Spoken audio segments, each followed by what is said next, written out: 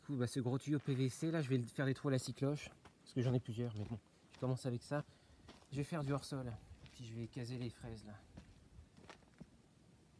Bon, le top, c'est de prendre une herminette, j'en ai une, et puis de creuser un... Faut déjà fendre un aulne, et les vider, et puis faire un tuyau PVC esthétique.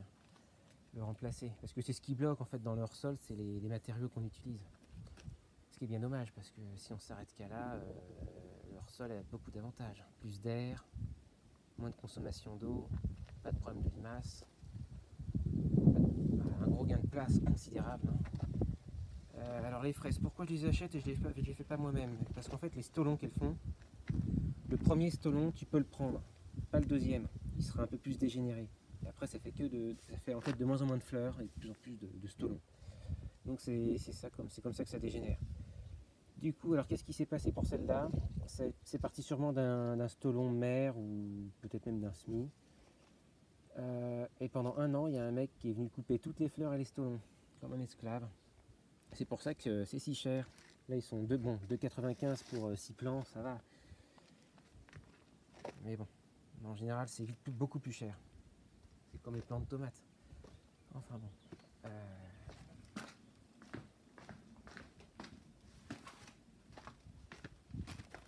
Je stocke un peu de bois par là. Tiens, bah ça en fait, je vais oublier, mais ça se tape. Bon, là il y a du plastique, mais quand vous en avez un truc comme ça, un regard en fait, faut taper de l'intérieur vers l'extérieur et pas l'inverse, sinon ça pète. Avec le marteau, vous tapez pas comme ça, plutôt comme ça. Bon, il y a une espèce de rond. Enfin bref. Donc là, j'ai fait des clapiers, j'ai un peu amélioré. Comme je manquais de, qu'on appelle ça, de porte, bah, j'ai mis 2 clapiers à chaque fois. C'est plus simple. Faut que je rachète de ça. Mais on peut trouver des abreuvoirs porte-bouteilles qui sont très intéressants. Gros stockage d'eau. Donc là, il n'y a que des femelles pleines. J'ai préparé la crise. Je sentais que ça allait arriver. Du coup, bah, j'ai fait. Bah, toutes mes femelles, elles sont pleines.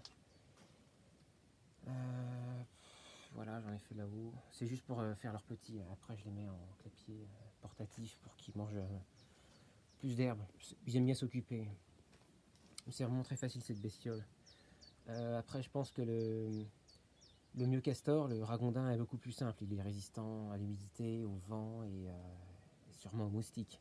Ce qui n'est pas le cas pour ces bestioles. Le moustique est assez catastrophique. Ça peut véhiculer des maladies considérables. Du coup, le mieux castor, il faut en faire beaucoup plus. C'est beaucoup plus simple. C'est comme comparer la poule et le canard pondeur. Il faut vraiment se mettre beaucoup plus au canard.